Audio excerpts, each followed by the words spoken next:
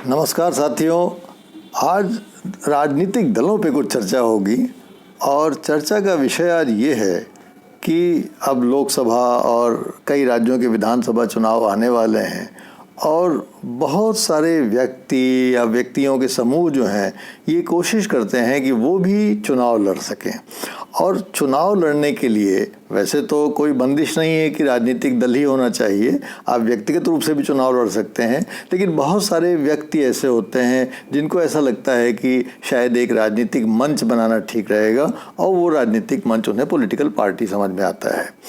और इसलिए वो ये नहीं जान पाते कि कैसे राजनीतिक दल का गठन किया जाए, कैसे उसका चुनाव आयोग से तालमेल बैठाया जाए, कैसे उसका रजिस्ट्रेशन कराया जाए, पंजीकरण कैसे कराया जाए, ये वो नहीं समझ पाते हैं। और इसलिए आज चर्चा का विषय ये है कि अगर वो व्यक्ति समूह जो राजनीतिक दल बनाना चाहते हैं और राजनीतिक दलों का चुनाव आयोग में पंजीकरण कराना चाहते हैं ताकि वो एक राजनीतिक दल के रूप में चुनाव लड़ सकें, तो उसकी सारी प्रक्रिया के बारे में हम लोग आज जानने की कोशिश करेंगे। वैसे तो अगर देखा जाए तो भारत में इस समय वर्तमान में जो ताज़ा आंकड़े इलेक्शन कमीशन ने के पास हैं उसमें जून तक के आंकड़े उन्होंने दिए हैं और जून 2018 तक के जो आंकड़े हैं उसमें देश में 2140 राजनीतिक दल हैं। आप अनुमान लगा सकते हैं कि इतनी बड़ी संख्या में राजनीतिक दल अपने देश में हैं। ये ज़रूर है कि राजनीतिक दल कई प्रकार के होते हैं। कुछ दल राष्ट्रीय होते हैं जो राष्ट्रीय फलक पर ऑपरेट करते हैं, कुछ दल क्षेत्रीय होते हैं जिनको हम स्टेट पार्टी कहते हैं या जिनको राज्य पार्टी का दर्जा प्राप्त होता है। ऐसे दलों की संख्या 64 है, 64 है पूरे विभिन्न राज्यों में मिला दिया जाए तो। लेकिन इसके अलावा जो राष्ट्रीय दल हैं मान्यता प्राप्त या प्रांतीय दल हैं जिनको हम स्टेट पार्टीज कहते हैं, उसके अलावा भी दलों की एक तीसरी कैटेगरी होती है जिनको कि हम पंजीकृत या रजिस्टर्ड पॉलिटिकल पार्टीज कहते हैं। उनको मान्यता प्राप्त नहीं होती है राष्ट्रीय या राज्य के दल के रूप में, लेकिन वो पंजीकृत होते हैं चुनाव आयोग में। और क्यों पंजीकृत होते हैं उस पर भी हम लोग चर्चा करेंगे। तो इस प्रकार से एक देश में जहाँ की 2140 पॉलिटिकल पार्टी इस समय वर्तमान में है, वहाँ पे फिर भी आप देखेंगे कि 2019 में इसकी संख्या में कुछ इजाफा होगा, कुछ और पॉलिटिकल पार्टीज बनी। तो जो लोग एक नई पॉलिटिकल पार्टी बनाना चाहते हैं उस पॉलिटिकल पार्टी के बारे में पहला तो प्रश्न ये है कि वो पॉलिटिकल पार्टी बनाना क्यों चाहते हैं, और दूसरा प्रश्न ये है कि वो जो पॉलिटिकल पार्टी बनाना चाहते हैं उस पॉलिटिकल पार्टी के बनाने से क्या उनको कोई लाभ होने वाला है, कुछ लाभ होता है। और तीसरा प्रश्न ये है चर्चा का कि उसकी पूरी प्रक्रिया क्या है, पंजीकरण की प्रक्रिया क्या है। तो आज इन्हीं तीन प्रश्नों से हम लोग रूबरू होंगे। तो पहला प्रश्न लेते हैं कि why to form a political party, क्यों पॉलिटिकल पार्टी का गठन होना चाहिए। तो पहला जो सवाल ये है कि भारत का संविधान सभी नागरिकों को ये अधिकार देता है कि वो चाहे तो एक पॉलिटिकल एसोसिएशन बना सकते हैं और इलेक्शन लड़ने के लिए पॉलिटिकल एसोसिएशन या पॉलिटिकल पार्टी होना ज़रूरी नहीं है। आप इंडिविजुअल के रूप में भी लड़ सकते हैं। आप देखते हैं बहुत सारे लोग एक इंडिपेंडेंट कैंडिडेट के रूप में चुनाव लड़ते हैं, लेकिन जिस रेशियो में इंडिपेंडेंट्स जीतते हैं उससे बहुत सारे लोगों के मन में शंका रहती है कि पता नहीं वो एक इंडिविजुअल के रूप में चुनाव जीत पाएंगे या नहीं जीत पाएंगे, इसलिए वो पॉलिटिकल पार्टी बनाने की कोशिश करते हैं। पॉलिटिकल पार्टी जब भी बनाई जाती है तो आप जानते हैं कि उसमें बहुत सारे लोग इन्वॉल्व होते हैं। एक विचारधारा होनी चाहिए आपकी, एक कॉन्स्टिट्यूशन होना चाहिए आपका, और बहुत सारे कुछ सदस्य होने चाहिए जो कि आपके साथ हों। तो इस तमाम चीज़ों की कि क्यों पॉलिटिकल पार्टी बनाया जाए उसके सबके अपने अपने व्यक्तिगत कारण हो सकते हैं, लेकिन जो हमारे दृष्टिकोण से महत्वपूर्ण कारण ये है वो ये है कि भारत में रिप्रेजेंटेशन ऑफ पीपुल्स एक्ट है 1951 में जो बनाया गया और जिसमें चुनाव को लेके बहुत सारी व्यवस्थाएं की गई हैं। और उस चुनाव का जो एक प्रकार से कानून कह सकते हैं, उसको चुनावी कानून कह सकते हैं, जनप्रतिनिधित्व कानून कहा जा सकता है उसको। तो जनप्रतिनिधित्व कानून अधिनियम की जो 1951 का जो प्रावधान है उसमें बहुत सारे ऐसे उसमें प्रावधान है जो कि केवल पंजीकृत दलों को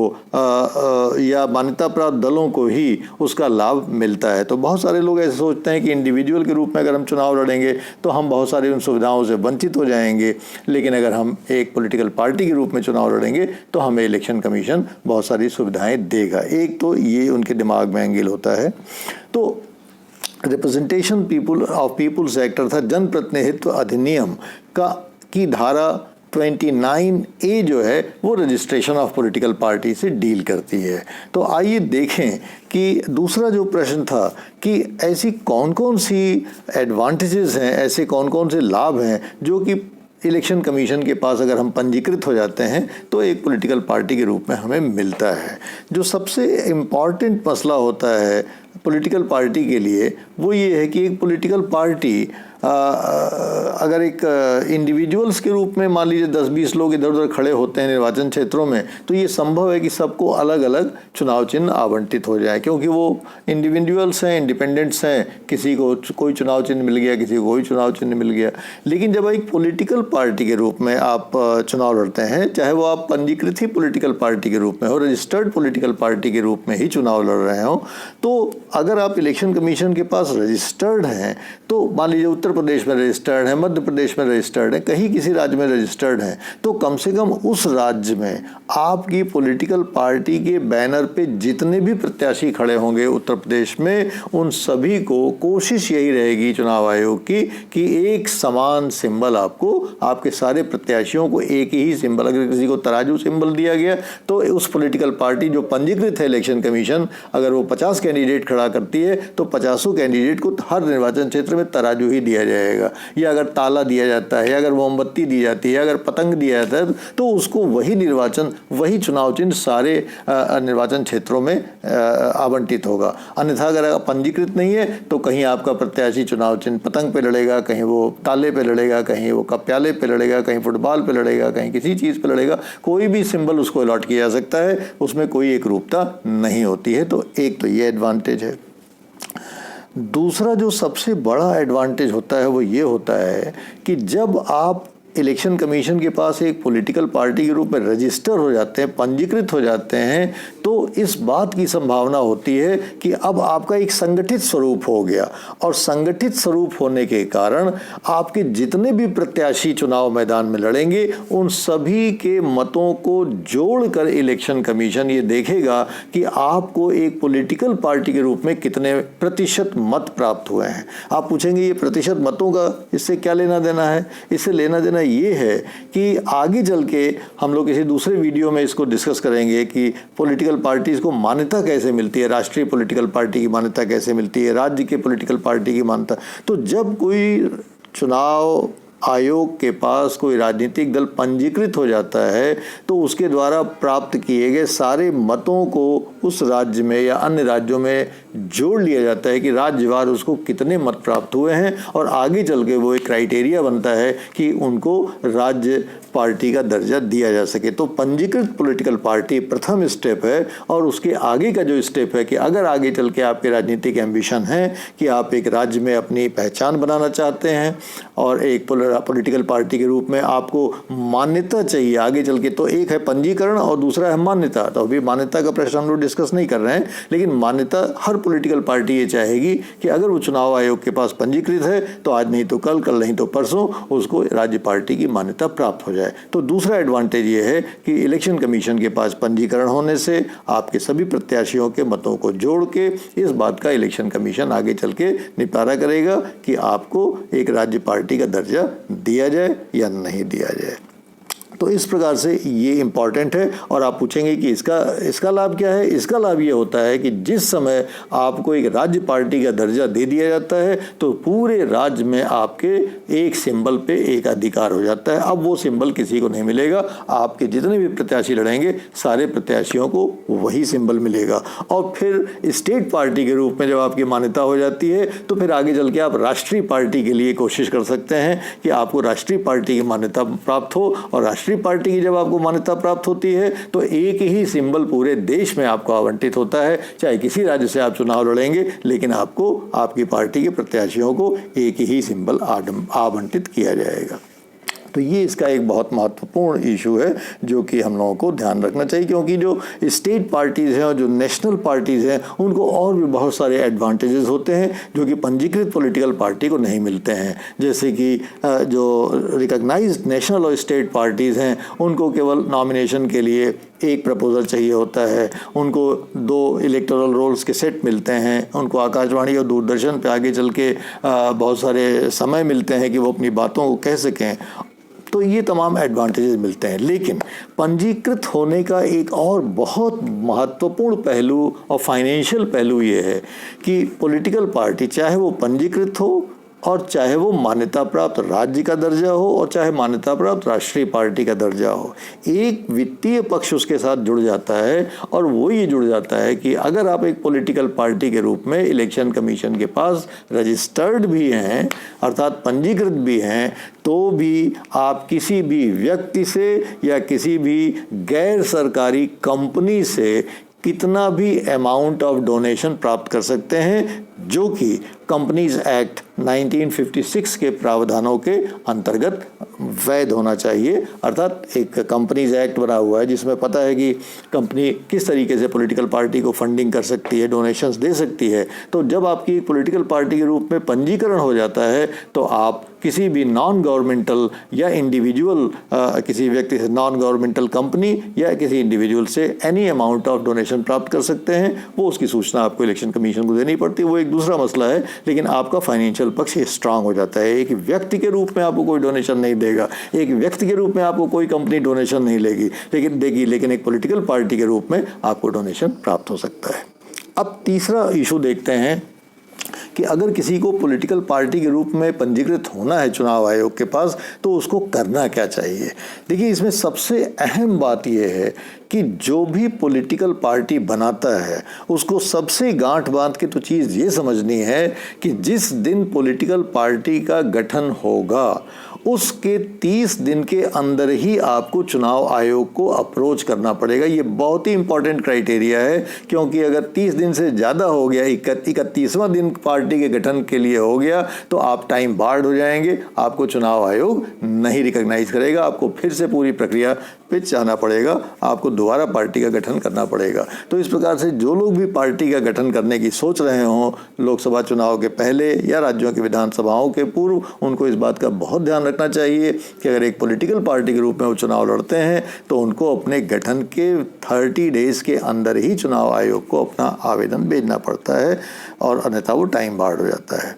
दूसरा कि एप्लीकेशन सेक्रेटरी को भेजी जाती है, चुनाव आयोग के सचिव को भेजी जाती है कि भाई हम आपको अप्लाई करना चाहते हैं। जाहिर है कि एप्लीकेशन पार्टी के लेटर हेड पे होना चाहिए और रजिस्टर्ड पोस्ट से भेजी जा सकती है, या हैंड टू हैंड जाके आप सचिव चुनाव आयोग को दे सकते हैं। और हाँ, उसमें 10,000 रुपये का एक डिमांड ड्राफ्ट लगता है। 10,000 रुपये का डिमांड ड्राफ्ट जो है अंडर सेक्रेटरी के, अवर सचिव के नाम से बनता है, चुनाव आयोग का जो अंडर सेक्रेटरी होता है, और ये 10,000 रुपया नॉन रिफंडेबल होता है। अर्थात अगर आपको पंजीकृत नहीं भी किया गया तो आपका वो पैसा लौटने वाला नहीं है। और उसमें जो आप एप्लीकेशन बनाते हैं उसमें पार्टी का नाम देना होता है, उसका हेडक्वार्टर देना होता है, पोस्टल एड्रेस देना होता है, कौन अध्यक्ष है, सचिव है, कौन ऑफिस बेयरर्स हैं ये बताना होता है, कितने सदस्य आपके पार्टी में है वो बताना होता है, लोकल यूनिट्स आपकी गाँवों में है, पंचायत में है, ज़िले में है, तहसील में है, प्रदेश में है, राष्ट्रीय स्तर पर हैं, कहाँ कहाँ आपके यूनिट्स हैं वो आपको बताना होता है।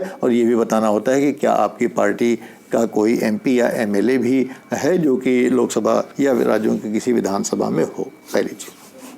दूसरी चीज़ ये कि आपको पार्टी का, अपने एप्लीकेशन के साथ पार्टी का कॉन्स्टिट्यूशन लगाना होता है, और उस पार्टी के कॉन्स्टिट्यूशन में आपको बाकायदा एक विशेष चीज़ लिखनी होती है कि हम भारत के संविधान और जो विधि द्वारा स्थापित किया गया है उससे बाकायदा अपना एक प्रकार से निष्ठा रखेंगे, और जो समाजवाद और सेकुलरिज्म और लोकतंत्र के जो सिद्धांत हैं उनसे बाकायदा हम प्रतिबद्ध हैं, और भारत की संप्रभुता, एकता, और उसकी अखंडता को हम अक्षुण्ण रखेंगे। ये प्रावधान मस्ट है, ये आपके कॉन्स्टिट्यूशन में होना ही चाहिए। अगर आपके कॉन्स्टिट्यूशन में ये नहीं है, ये इलेक्शन कमीशन की आप वेबसाइट पे जो लोग भी पार्टी बनाने की सोच रहे हैं, जब वो एप्लीकेशन प्राप्त करेंगे वहाँ से, तो उसमें ये लिखा होगा, इसलिए उसकी एग्जैक्ट भाषा है, लेकिन भाव यही है कि ये तमाम चीज़ें आपको उसमें अपने संविधान में लिखनी पड़ेंगी और संविधान का हर पेज हस्ताक्षरित होना चाहिए अध्यक्ष या जनरल सेक्रेटरी के द्वारा। और उसमें ये बताया जाना चाहिए कि जो आपके उस संविधान में ये पता होना चाहिए कि जितने पद हैं उनके इलेक्शंस कितने अंतराल के बाद होते हैं और किसी भी चुने जाने वाले जो ऑफिस बेयरर्स हैं उनका कार्यकाल कितने दिन का होगा, पार्टी में मर्जर और डिसोल्यूशन की क्या प्रोसेस होगी। इसके साथ जो एक और बहुत अहम चीज़ है कि आपको कम से कम अपने 100 ऐसे कार्यकर्ताओं का इलेक्टोरल रोल प्रदान करना होगा जो ये प्रमाणित करे कि आपके पास ऐसे लोग हैं जो रजिस्टर्ड वोटर्स हैं। उसमें ऑफिस बेयरर्स का होना मस्ट है, सारे ऑफिस बेयरर्स। इसका मतलब क्या हुआ कि जो पॉलिटिकल पार्टी के पात्रता के लिए अप्लाई कर रहा है उसके पास कम से कम 100 लोग ऐसे होने चाहिए जो कि रजिस्टर्ड वोटर हों। और ये रजिस्टर्ड वोटर सब एफिडेविट देंगे, अपने इंडिविजुअल एफिडेविट भी देंगे कि हाँ साहब हम रजिस्टर्ड वोटर भी हैं और हम किसी अन्य पार्टी के मेंबर भी नहीं हैं। ये तमाम चीज़ें उनको बतानी होगी और पार्टी का बैंक अकाउंट देना होगा अपने एप्लीकेशन में। और पार्टी को, हर पार्टी को एक पैन नंबर लेना होता है, परमानेंट अकाउंट नंबर जिसको कहते हैं। तो वो पैन जो है वो सबको चाहिए होता है, पॉलिटिकल पार्टी को भी चाहिए होता है। इलेक्शन कमीशन में वो बाकायदा रजिस्टर होता है। इलेक्शन कमीशन में जब आप अप्लाई कर देते हैं ये तमाम चीज़ें डॉक्यूमेंट्स के साथ, तो इलेक्शन कमीशन किसी निर्धारित तिथि को आपको आमंत्रित करेगा कि आप आइए और आप अपनी बात कही कि क्यों आपको पंजीकृत किया जाए। और जब इलेक्शन कमीशन आपकी बात सुन लेगा तो उसके बाद इलेक्शन कमीशन कूलली उस पर डिसीजन लेता है और इलेक्शन कमीशन का डिसीजन फाइनल होता है। अगर इलेक्शन कमीशन ये निर्णय ले लिया कि हाँ आपको पंजीकृत किया जाता है तो आप एक पॉलिटिकल पार्टी के रूप में पंजीकृत हो जाएंगे और उन तमाम सुविधाओं के भागी हो जाएंगे जो कि एक पंजीकृत पॉलिटिकल पार्टी को मिलता है। और आप कम से कम उस राज्य में अपने कैंडिडेट्स को खड़ा कर सकते हैं या किसी राज्य में अपने कैंडिडेट को आप खड़ा कर सकते हैं। तो मुझे आशा है कि इस संबंध में और अध्ययन हम लोग करेंगे और आप लोग इसको पढ़ेंगे। और ख़ास तौर से जो इसका अगला चरण है कि पॉलिटिकल, ये तो पंजीकरण की बात हो गई कि एक पॉलिटिकल पार्टी को पंजीकृत कैसे किया जाता है, लेकिन इसके आगे की जो कहानी है वो हम लोग किसी अगले वीडियो में कभी डिस्कस करेंगे कि पंजीकरण के बाद का जो स्टेज है मान्यता प्राप्त होने का, तो वो कौन कौन सी शर्तें हैं जो कि किसी पार्टी को राज्य पार्टी की मान्यता देती हैं और वो कौन कौन सी शर्तें हैं जिससे कि कोई भी पॉलिटिकल पार्टी राष्ट्रीय पॉलिटिकल पार्टी की मान्यता मिल जाती है। तो इस प्रकार से चुनाव का मौसम भी आ रहा है तो कुछ चुनावी चर्चाएं भी जारी होती रहेंगी हम लोगों की इसी प्रकार से यदा कदा। और आपके इस पर जो प्रतिक्रियाएं हैं, जो विचार हैं, उससे हमें ज़रूर अवगत कराइएगा। Thank you very much.